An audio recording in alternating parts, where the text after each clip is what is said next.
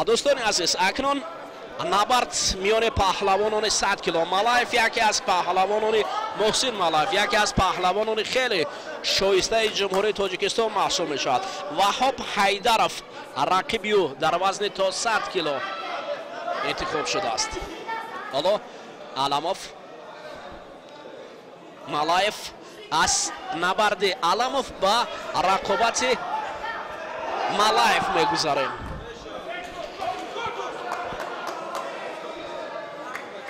جمشید لالخانوف اشاره دارد که گوشتین رود. وهاب جداگی کبود به بر کرده است. محسن علموف ملاف حالا کنار می رود. مته شدای اول برای محسن ملاف، ولی باید محسن گوشتین گیرد. محسن جوان است، هنوز هم اکنون به میدان نبرد پهلوانان کلانسال وارد شده است.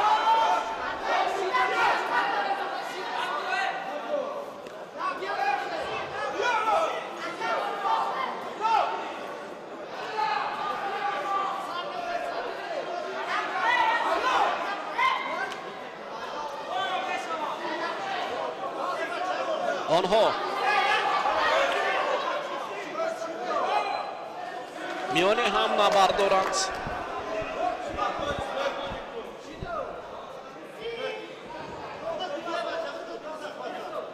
حالا محسن اکنون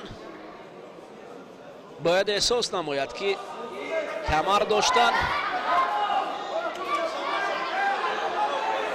باز همون شیوه پیشتر گرفتن هر دو پهلوان.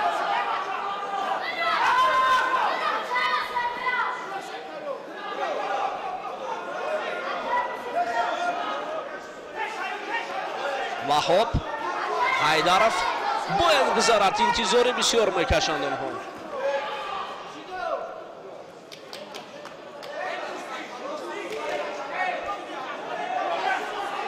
محسن ملاف پهلوان خیلی جوان است.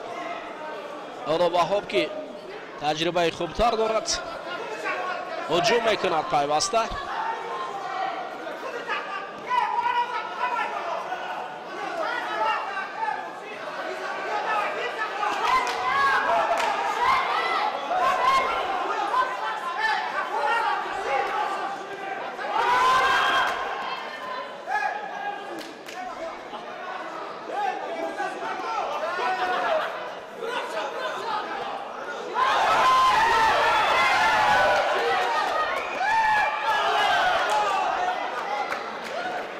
از امر داور است، ولی اینجا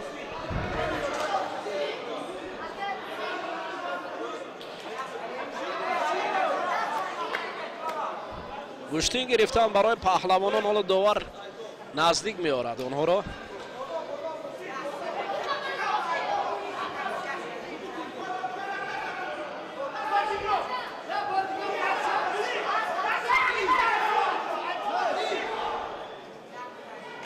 ولی سرعتناکی پهلوانان کمتر است.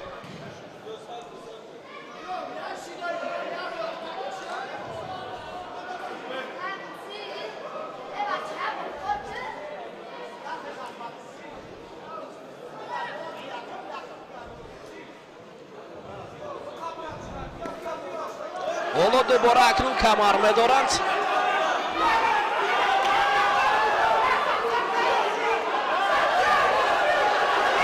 در حالت کمربندی محسن و وهاب.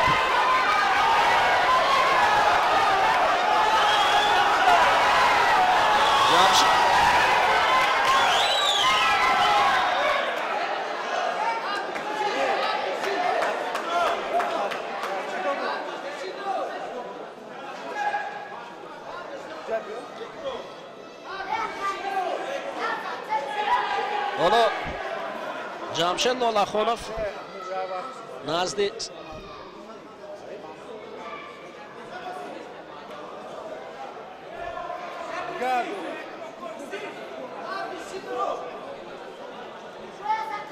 برای هر دو را شده نشان میدهد. شماره شده های محسن دو میشد و وهاب باید از بالا دارند.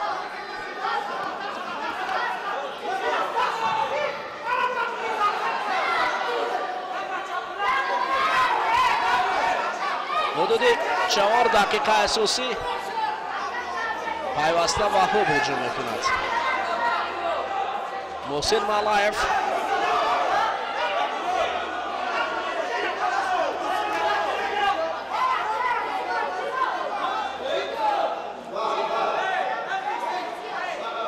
در وقت اساسی آنها گشتین گرفتن. اکنون کار به گلدن سکو می رود.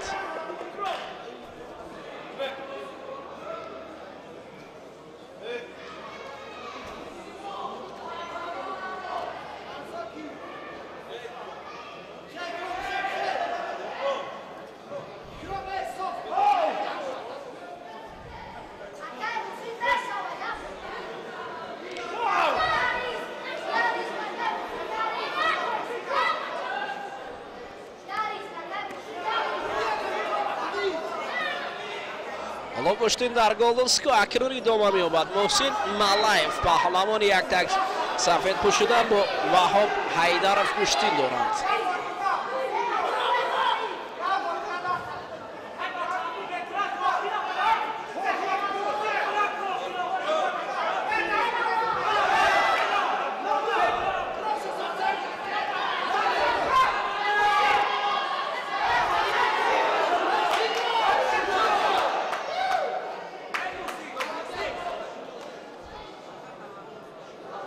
ولی شیدوی سیوم این معنای خانسا که مکی دارد و در اینجا حیدرов وهاب با دور منبعد می رود.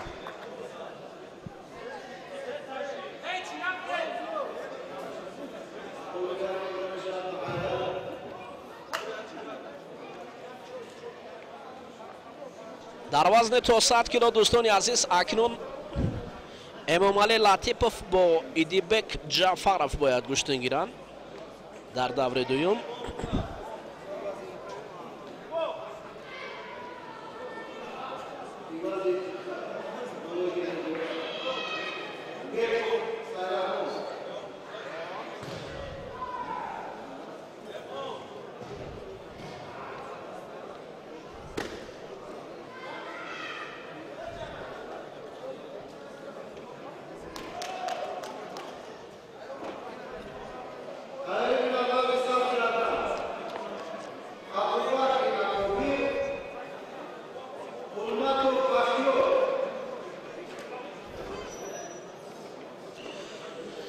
امامعلی لطیپов پهلوان پیراهن سفید پوشیده بر مقابل ایدیبک جعفرov نبرد را آغاز خواهند کرد. به حیث داور جوان سعید رحیم بیکوف میبراید.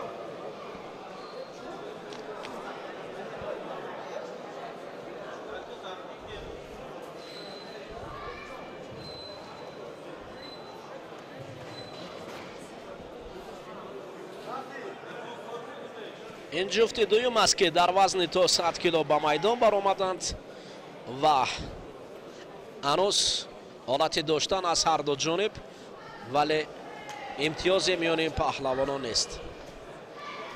در وزن تا 100 کیلو این پهلوانانی که اصلا اولو گشتین دارند فکر میکنم در منبعد از پهلوانان جوان هستند و اونا خوب گشتین را آغاز کردند. مخصوصا ایدیبک جعفرov رقیب رو زانو افتوندنی بود آن قریب و برای شده رو برای لطیپov امامعلی نشان دادند.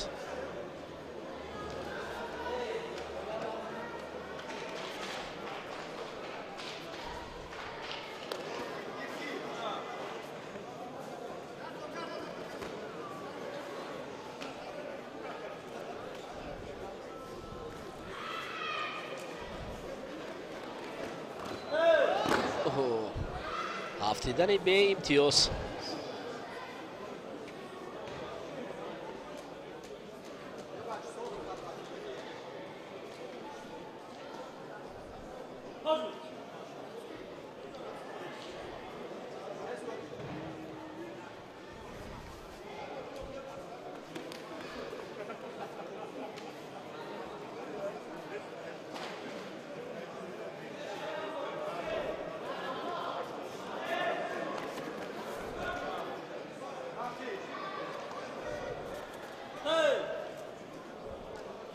гаштаи баргашта аз ҷониби Идибек Ҷаъфаров ҳаракат аст, вале камфоли Латипов аллакай ӯро ба дуюмин шудо рӯбарӯ кардааст.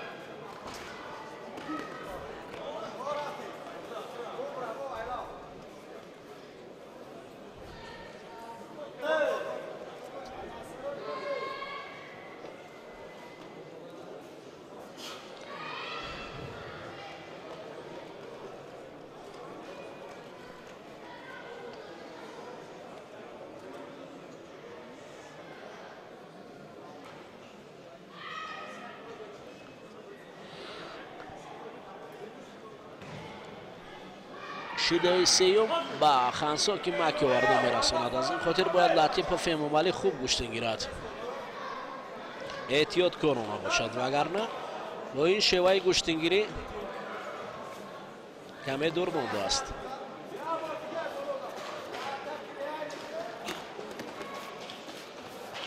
ҳарду як тараф гӯштин мегиранд. ҳоло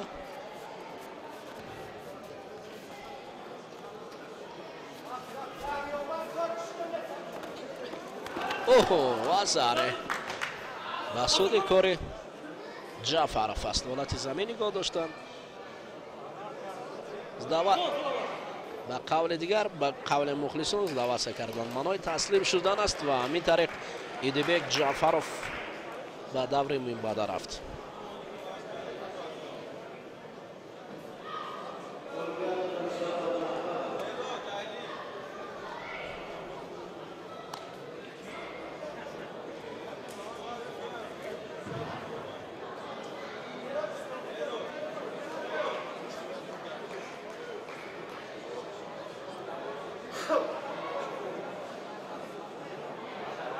дар вазни то 100 кило акнун ҷуфти ҷадид мебарояд. Абубакри Акобир паҳлавони яктак сафедпӯшида бар муқобили Бахтиёр Қулматов.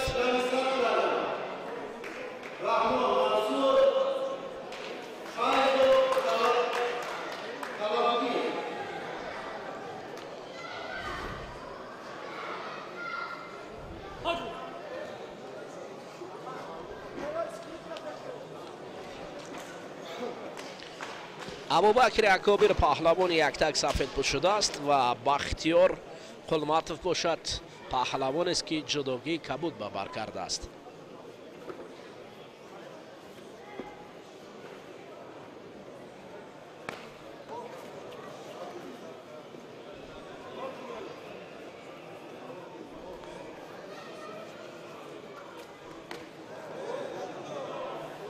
бо пой зардан дар пой маънои шидоро дорад.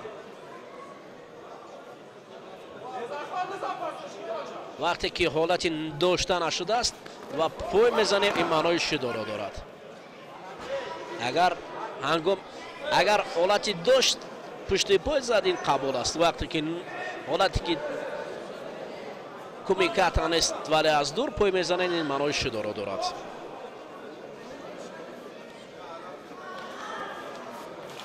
абубакр Акобир ҳоло рақибро дар фосилаи наздиктар доштааст. Бахтиёр Қулматов бошад. самти дигар гӯштинро пуршадид карданӣ мешавад.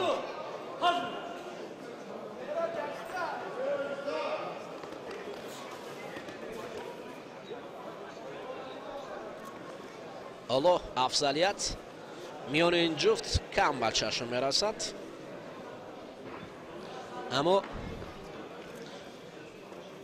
Абубакри Акобир бисёр ором гӯштин мегирад ва аллакай эҳсос кардааст рақибро. дуюмин шидо барои Қулматов нишон доданд. мубориза пуршадид мешавад акнун.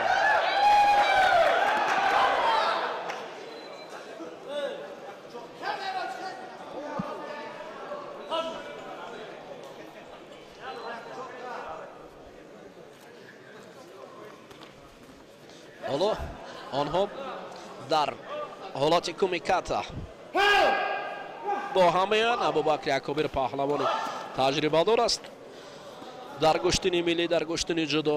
охирон маротиба мо ҳунари ӯро дар мусобиқоти ҷумҳуриявӣ Меҳрободинаев дида будем. дар он ҷо ӯ ғолиби вазни то 100 кило шуда буд. ҳоло акнун ҷудогии сафед ба бар кардааст ва пеш мегузарад.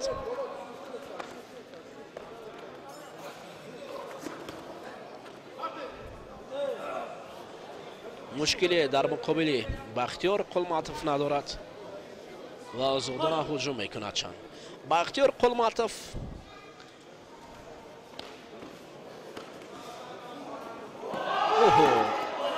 паҳлу меафтад. як вазари Абубакри Акобирро ба пеш мебарад.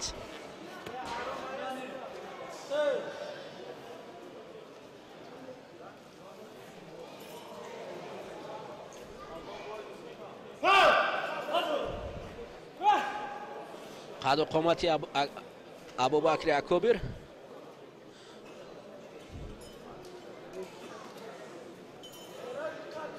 бисёр хуб аст барои гӯштин гирифтан. бубинед Бахтиёр Қулматов арамале мекунад, қадар муваффақ намешад. ҳолати буғӣ кардан тарафи гиребон.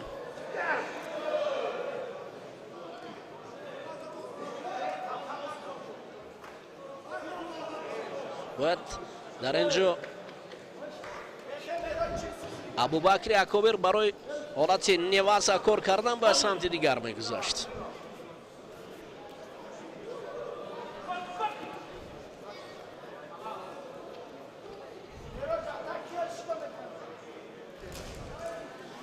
Бахтиёро бар муқобили Абубакри Акобир кор кардан ҳанӯз ҳам вақт аст. Бахтиёр сари китф кардани буд.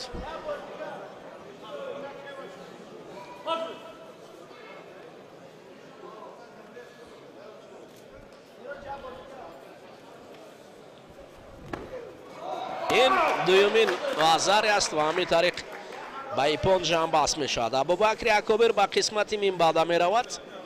бо Азиз Зарипов бояд гӯштин гирад.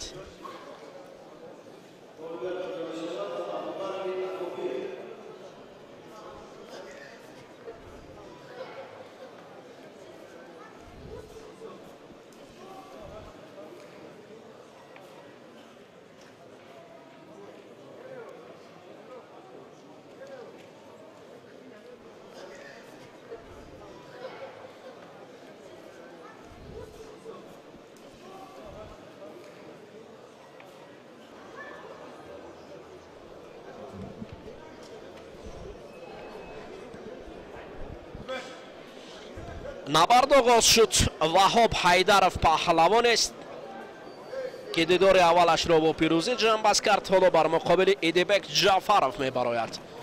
бубинед хеле хуб доштанд ҳарду паҳлавон. Ҳайдаров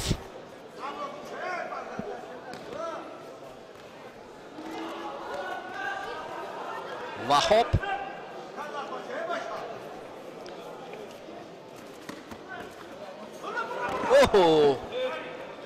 амале ки ин ду паҳлавонро ба паҳлу овард. Эдибек Ҷаъфаров эҳтиёткорона гӯштин мегирад. Ваҳоб бошад пеш меравад.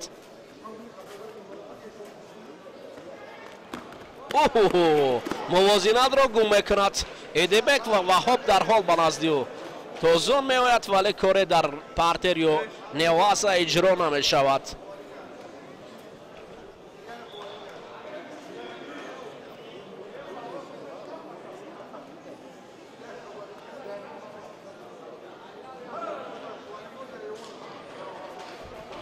Эдибек дубора аз тарафи чап ё аз гиребори чапи рақиб медорад ва Ваҳоб бошад пеш меравад.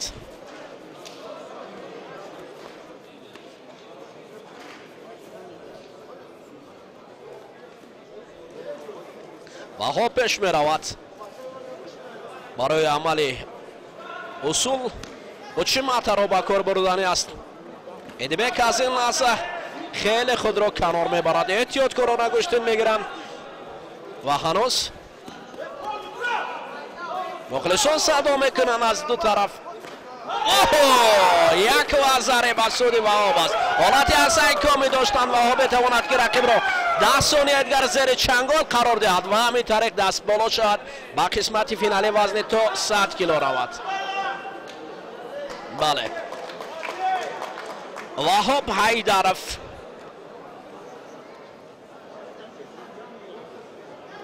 то 100 кило қисмати финали аст. ба финал рафт.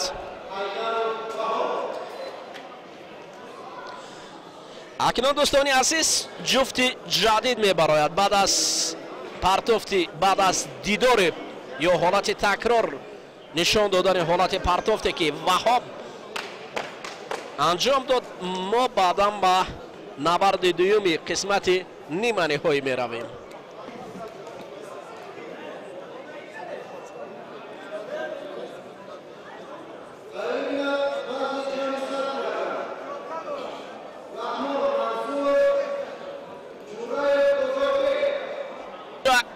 инҷо дӯстони азиз, акнун абубакри акобир пирроҳани сафеди вазна кардааст. оро бар муқобили рақибаш азиз зарипов ба майдон мебарояд. азиз зарипов берақобат ба набарди дуюм баромад ва абубакр дар дидори аввал бахтиёр қолматовро мағлуб карда буд. ҳарду бо қадди баланд гӯштид мегиранд. бубинед чусту чолоки паҳлавонон хеле хуб аст. абубакри акобир дасти рости рақибро гирифта ӯро замин меафтонад. аввалин шидоро шояд барои паҳлавони яктак кабуд дошта нишон диҳад. дубора онҳо бо ҳам меоянд. азиз ҳам ҳарос дорад, ҳам кӯшиш мекунад. абубакри акобир бошад, дасти рақибро хуб доштааст.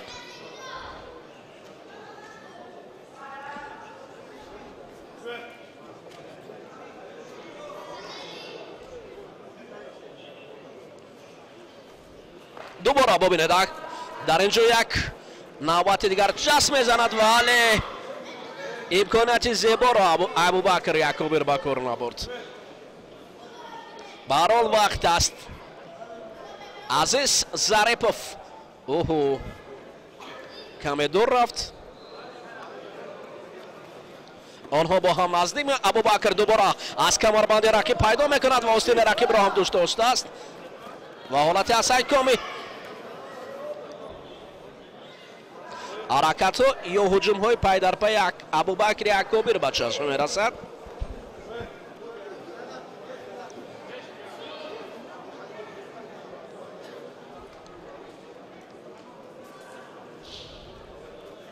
онҳо бо ҳам меоянд. абубакри акобир, азиз зарипов,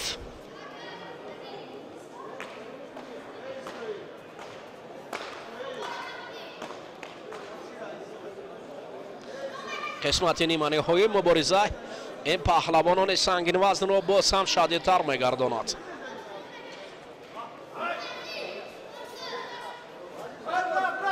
фосилаи наздиктарин. абубакр ҳуҷум мекунад ва азиз ҳам мехост ки самти дигарро ба кор барад, вале бубинед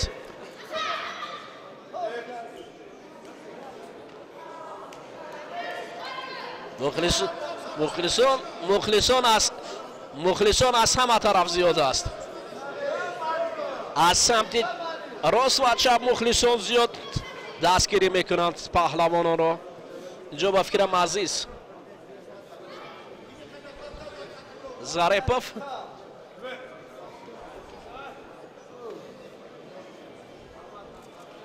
аз рӯи қадду қомат азиз ҳам бо абубакр баробар ҳастанд қариб.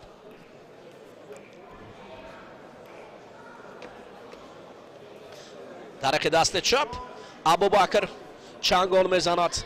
азиз бошад, худро каме канор мебарад. абубакр як ҳолати дигар як вазареро кор мекунад. ба суди абубакри акобир як вазаре.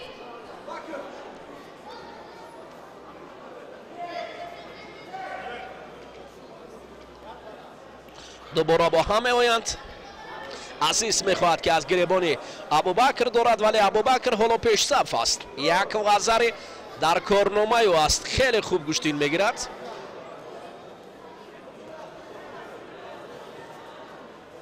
سر کیت یک بارتی برای دیگر، اما اینجا سرعتناکی کمی پستر بود.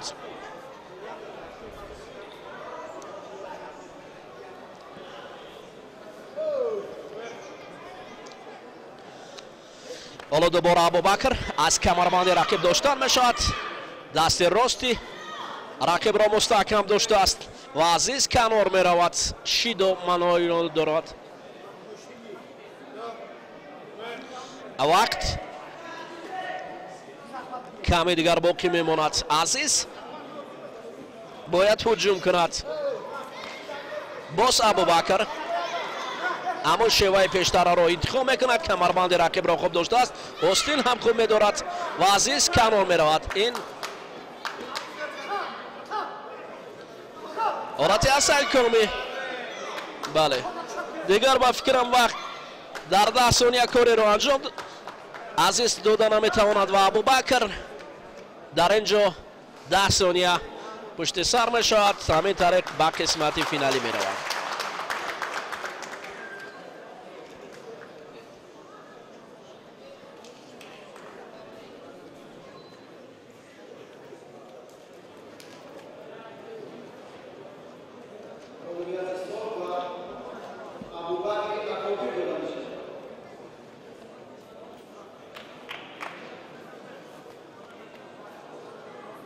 دوستان عزیز ما دو دیدار دیگر را در وزن جمع 100 کیلو میبینیم. بعدا نبردهای فینالی شروع خواهد شد. دوره های فینالی حالا منصور رحمان یکی از حالا تا لحظه که منصور رحمان به میدان میبراید ما حالت پرتافت زیبای ابوبکر اکابر را میبینیم که رقیب را زیر چنگال گرفت. اول پرتاف کرد و دوم بار زیر چنگال گرفت و او تابلو نگاه میکرد که تا 10 ثانیه سپری گردد.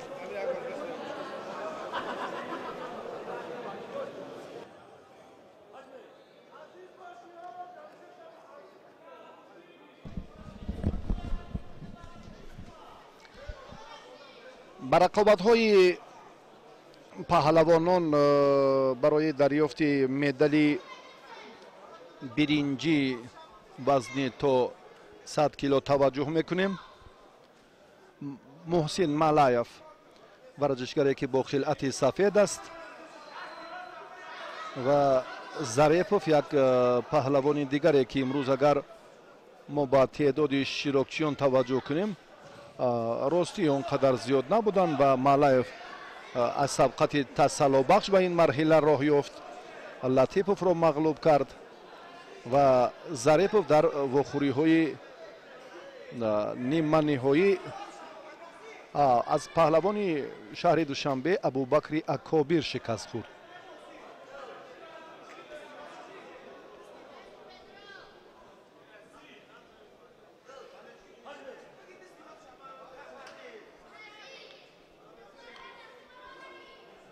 پهلوان سوغدی خلعت کبود دارد. در مبارزه میدان امروزه چون اشتباهش را ما در سبقت‌های مقدماتی دیدیم، مرحله به مرحله کار در این زمینه مشکل تر شد برای این پهلوان. تنها یک دور غلبه به دست نآورد، اوضاع‌تر بود، به مرحله دوم راه یافت و ناکام شد. در وخوری نیمه نهایی قرار داشت با ابوبکر اکابر و مالایف باشد. محسن در یک رقابت حیدرف را مغلوب کرد. در مبارزه دیگر هم از یک رقابتی که مقابل حیدرف کرد لکی با نتیجه بهتر رو هم به دست نآورد. بعدا در سبقت تسلا بخش شرکت نمود. یک غلبه و یک ناکامی دارد.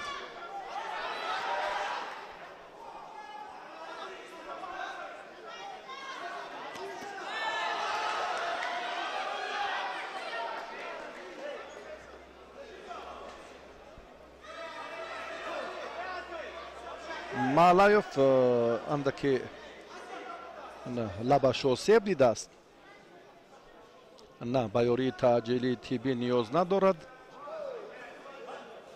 تعداد اشتراکچیان در این وزن هم کمتر بودند. ببینید معلوف یک ناکامی داشت و بعدا در واخوری تسلح بخش یک غلبه به دست آورد و حریفش ایدیوف در یک دوروزه بود در نیروسنجی نیمه نهایی از ابوبکر اکابیر مغلوب شد و ظریفوف رو در نظر دارم معذرت و بعدا به این دور آمد. ایدیوف اندک پیشتر بود. ورزشکاری وزنی تا 90 کیلو. این حرکت برای پهلوان خلعت کبود داشته اونقدر نتیجه بهتر با ببر نمی آورد. چونکه ظریفوف در تلاشی که ورزشگری سوقدی اینجا انجام میدهد بسیار هم اشتباه خطاگی های جزئی بسیارند.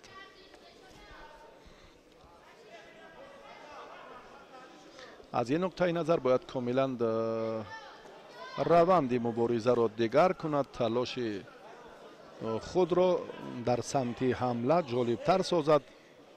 نگاه داشتی فاصله به هر دو فکر میکنم داور اینجا هم خلاصه در کاری خود را بله به هر دو شیدت داد که باز اندک جدی تر به ادامه مسابقات توجه دیگر داشته باشند.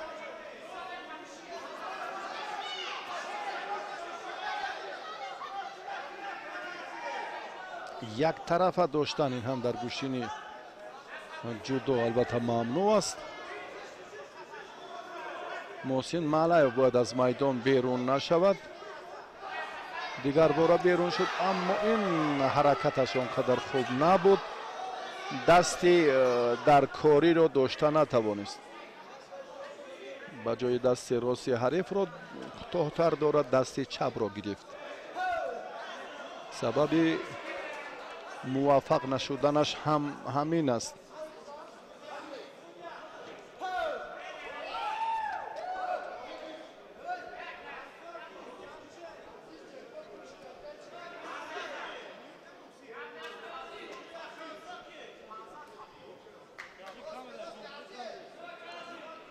با وقتی ایلاوگی میگذاریم اکثری رقابت هایی که اینجا میبینیم بیشتر به نتیجه خاتمه مییابند. محسن مالایف گفتیم که لطیفوف را در وقوری تسلح بخش شکست داد.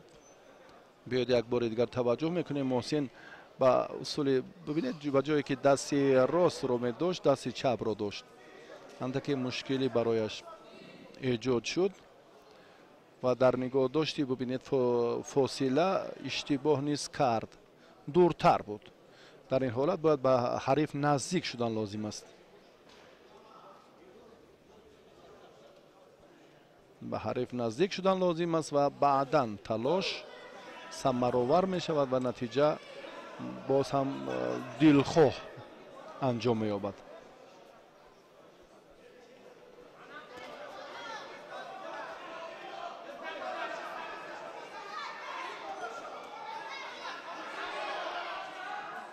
عزیز ظریفوف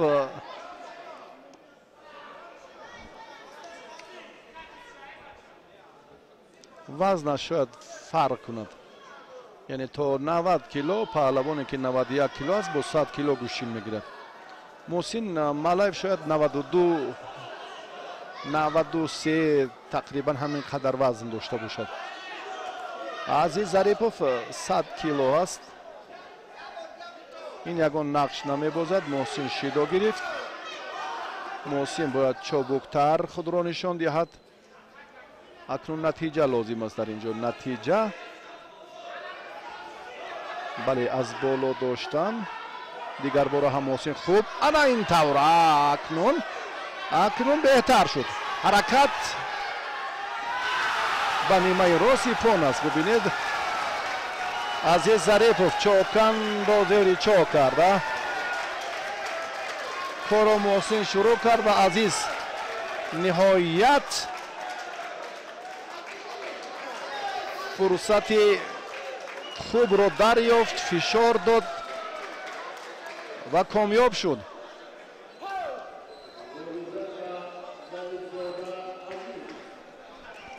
азиз Зарифзода дар ин дидор ғалаба ба даст овард ва соҳиби медали дуюми биринҷӣ шуд.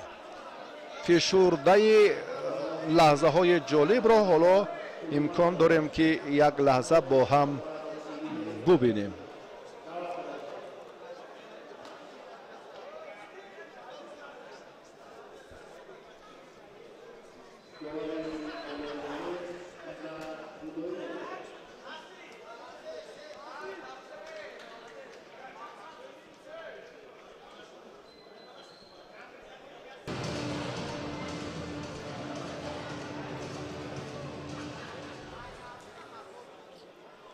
Qulmatov bu Jafarov.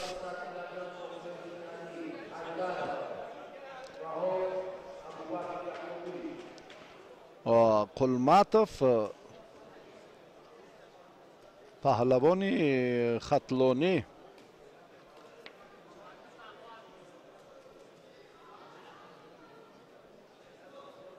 Baxtiyor Qulmatov dar didori avval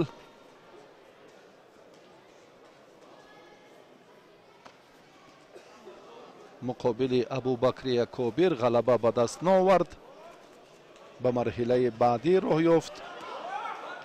در سبقت تسلابخش شرکت ورزید و چنین هم می شود. حتی در رقابت های تسلابخش قلماتوف هم حریف خود را پیدا نکرد چون که تعداد اشتراکچیان کم بودند و جعفرov باشد اینجا از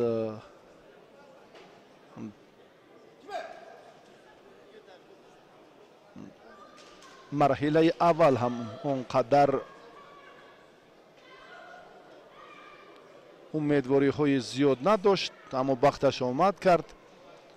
با لطیپوف دیدار انجام داد. جعفرov پهلوانی که خلعت کبود دارد کامیاب شد. پهلوان خطلانی رو مغلوب کرد لطیپوف رو و بعداً از حیدرov شکست خورد و با این مرحله راه یافت. اندک تفاوتی که گفتیم الکی حاجت به تکرار نیست.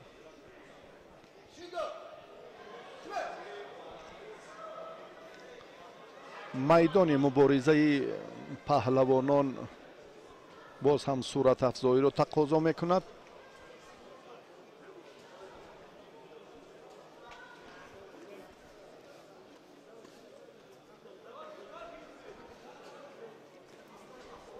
حریفان نوباب قلماتوف رو ببینید که خاص به گوشین میلی است. اون حرکت هایی که نشان میدهد اون کوشش های اونقدر جالبی که ما میبینیم حالا مورد مذمت قرار خواهند گرفت. قلماتوف اکنون آگاهی میگیرد. عزت خدایوف اکنون برای نظام و ترتیب درست هم دستور میدهد به پهلوان خلعت سفید داشته. شماره اشتراکچیان گفتیم که در این وزن هم خیلی کمتر بودن. حالا توجه میکنیم که جعفرov چه کار انجام میدهد. جعفرov هم به مانند محسن مالایف شاید 92 یا 93 کیلو باشد. وزن پوره این پهلوانان 100 کیلو رو در بر نمیگیرد.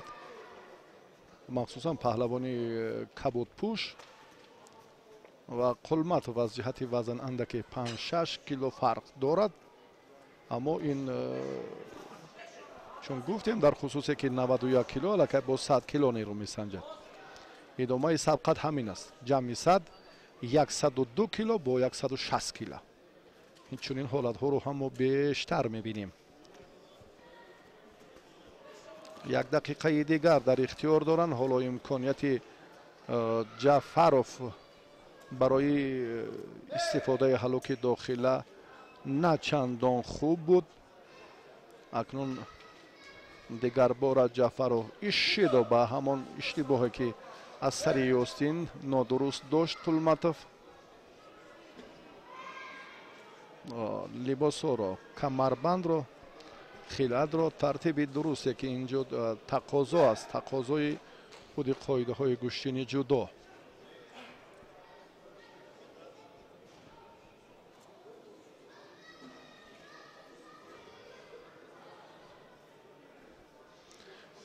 سوز گشتین میگیرند. براستی سوستر از این حرکت ها آنقدر تعبیدیل نیستن، باید با جرأتانه عمل کنند. کمی صورت افزایی لازم است.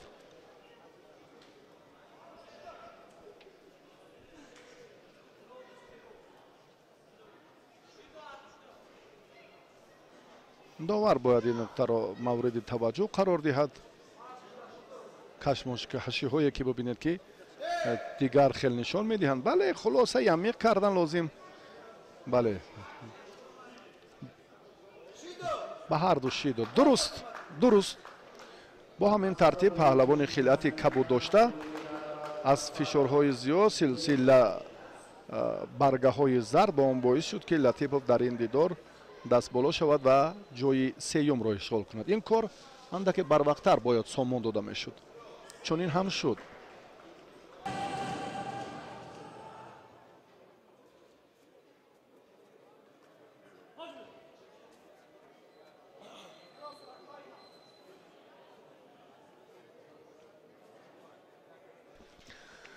پهلوانان اکنون برای مدال طلای مسابقات جمهوریوی تلاش میکنند. وهاب حیدرов ورزشگر از ولایت ختلان است. ابوبکر اکابر پهلوان شهر دوشنبه با خلعت کبود است. رقابت رو هر دو ورزشگر اکنون شروع کردند. با این مرحله هم خیلی خوب راه طی نمودند. حیدرов ملایف را شکست داد. با این دور بعدا هم مبارزه را ادامه داد. در مقابل جعفروف هم وهاب حیدرов غلبه به دست آورد. ابوبکر اکابر قلمتوف را در دیداری اول مغلوب کرد. بعدا در بخوری نیمه نهایی عزیز ظریفوف را هم شکست داد. دو غلبه به دست آورد پهلوان جوان شهر دوشنبه و اصلا تربیت گیرنده مکتب ورزشی ناحیه بلجوان است و تحت روبری رزق‌الدین رجبوف مشق ورزی میکند. پهلوانی که 2 سال قبل در 3 نمود ورزش در گشتین ملی، در گشتین جودو و همچنین در گشتین طرز رومی یونانی هم برنده مدال طلای چمپیونات مملکت شده بود. ابوبکر اکابر حالا بسیار یک فرصت مناسب دارد برای خاتمه دادن همین اصولی که ابتدایش خیلی خوب بود، اما روند تلاش ها حیدرов را دیگر باره وادار ساخت که جدی تر مناسبت کند. وهاب پهلوانی که امروز هم با 2 حریفان خود هم یک نتیجه دلخواه بهتر را هم به دست آورد. حالا مبارزه را به این سمت که هر دو هم در فرصت مناسبند. دریافت چنین حالت خیلی هم جالب است، مورد توجه مخلصان هم قرار دارد. و سعید رحمان بیکوف دوباره درجه جمهوریوی یک لحظه توقف کرد. به هم آمدن پهلوانان گوشین کورش را ماند. ابوبکر اکابر اکنون از حالت پیشینه کاملا باز هم کار را در سمت مبارزه دیگرتر می سازد. بله از سر کیت داشتن اینجا هم حرکت دیگر را تقاضا میکرد برای استفاده اصول سر کیت که در این جریان ابوبکر شروع این اصول را خوب نشان داد، اما خاتمش به برار بود. دقیقه 3 مبارزه پهلوانان در مرحله نهایی وزن تا 100 کیلو. برای دریافت امتیازها و معین نمودن موقع پهلوانان در رده‌بندی توجه هر دو ورزشگر خیلی خوب بود. ابوبکر حالا هم یک حرکت دیگر را اینجا هم خوب شروع کرد. نزدیکتر بودنش لازم است برای استفاده اصول سر کتف. فکر میکنم که نزدیکتر بودن ابوبکر از منفیت خالی نیست. جایشان را زود عوض میکنند. ابوبکر در جریان مبارزه قبلا خوب هنرنمایی کرد با دو حریفی که اینجا مبارزه برد. خیلی سزاوارانه و زری رو به دست آورد ابوبکر.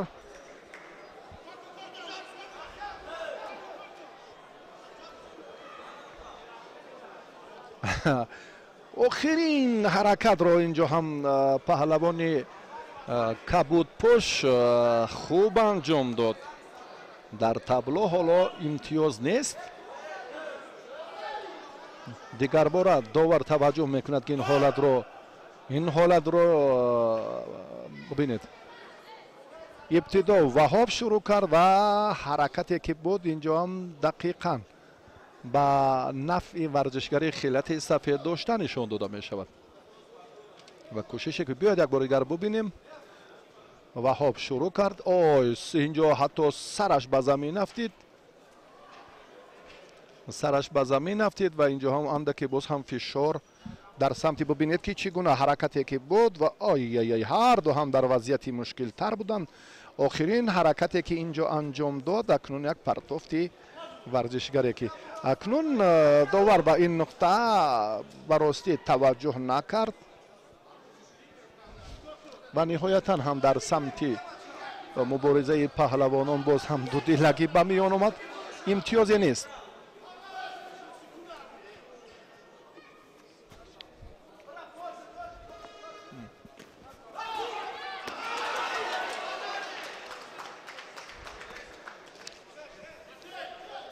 ابوبکر اکنون امتیازی اول را به دست آورد در دقیقه آخرین. حرکت پهلوان اندکی بهتر شد. وهاب حیدر و پهلوان خود الان کوشش میکنه که در این سام دیگر بار اما دست رو بدون داشتن دست اینجا موفق شدن خیلی مشکل است. 13 ثانیه دیگر. حرکتی باز هم پهلوان خیلتی کبود داشته اکنون باز خوبتر شد و ها باشد مبارزه میبرد. این اصول سرکی چندان موافق نیست، چندان مناسب نیست برای امتیازی بهتر و جالبترین لحظه که دیدیم و واقعا هم در تلاش پهلوانان وزنشان تا 100 کیلو جالبیت بود.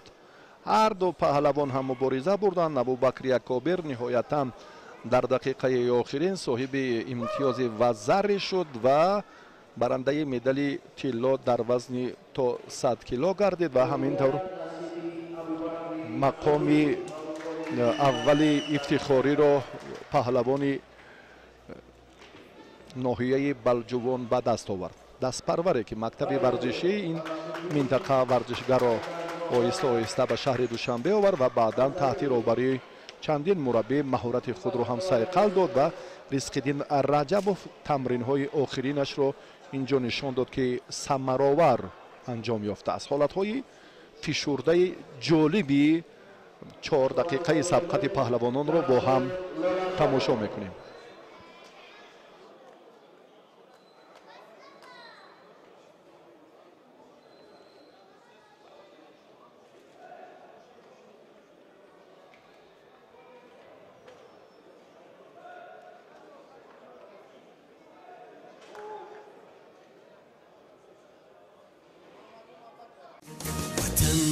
جلال و بشانت قسم با پاکی رودی روانت قسم با کوه و با دشت و با دامانی تو با مرغی بلند آشیانت قسم که جان و تنم را فدایت کنم همه